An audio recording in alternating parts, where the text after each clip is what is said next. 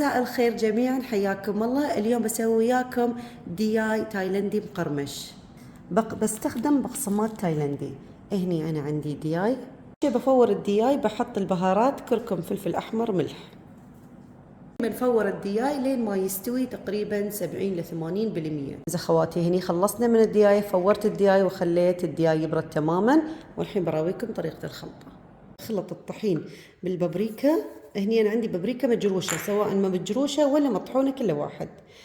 ماي، شوية ملح. الصوص لازم يكون بهالقوام. نغطيه بهاي الطريقة، نشل، نحطيه في البقسماط.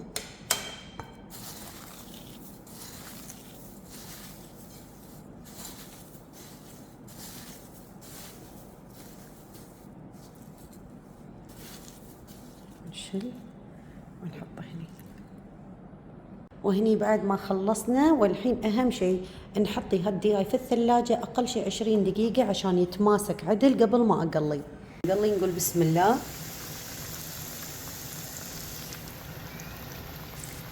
هني بعد ما استوى ما شاء الله تبارك الله. شوفوا